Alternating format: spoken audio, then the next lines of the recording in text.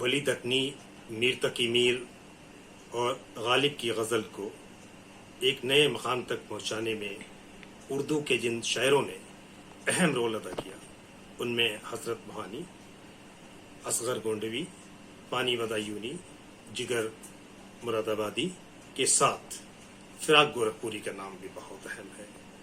فراق گورکھپوری 28 اگست 1896 کو گورکھپور میں پیدا ہوئے۔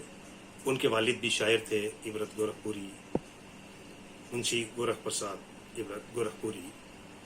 گورکھپور سے لے کر الہ آباد تک کا سفر فراق کا تضاد کا سفر تھا۔ اپنے زمانے میں بے پناہ مقبولیت بھی ملی فراق گورکھپوری کو، اور وہ تنازعات کی گھیرے میں بھی رہے، لیکن فراق کو کسی نے نظر انداز نہیں کیا۔ فراق نے رباعیاں بھی لکھیں، قطعات اور نظمیں بھی لکھیں، غزلیں بھی کہیں، لیکن فراق کی اصل پہچان ان کی غزل گوئی ہے۔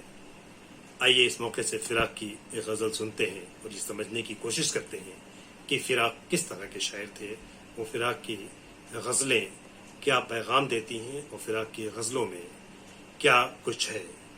رکی رکی سی شب مر ختم پر آئی، رکی رکی سی شب مر ختم پر آئی، وہ پو پھٹی وہ نئی زندگی نظر آئی۔ رکی رکی سی شب مر ختم پر آئی، وہ پو پھٹی وہ نئی زندگی نظر آئی۔ یہ موڑ وہ ہے کہ پرچھائیاں بھی دیں گی نسات، یہ موڑ وہ ہے کہ پرچھائیاں بھی دیں گی نسات، مسافروں سے کہو اس کی رہ گزر آئی، مسافروں سے کہو اس کی رہ گزر آئی۔ فضا تبسم صبح بہار تھی لیکن، فضا تبسم صبح بہار تھی لیکن، پہنچ کے منزل جانا پہ آنکھ بھر آئی۔ فضا تبسم صبح بہار تھی لیکن، پہنچ کے منزل جانا پہ آنکھ بھر آئی، اور کسی کی بزم طرب میں حیات بڑھتی تھی۔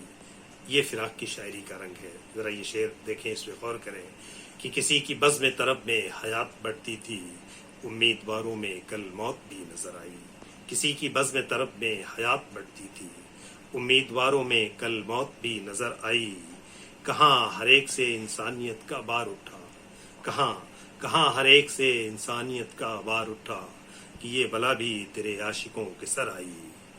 اور ذرا وصال کے بعد اس شعر کو بے پناہ مقبولیت حاصل ہوئی کہ ذرا وصال کے بعد آئی نہ تو دیکھ ہے دوست، ذرا وصال کے بعد آئی نہ تو دیکھ ہے دوست، تیرے جمال کی دوشیزگی نکھر آئی، تیرے جمال کی دوشیزگی نکھر آئی۔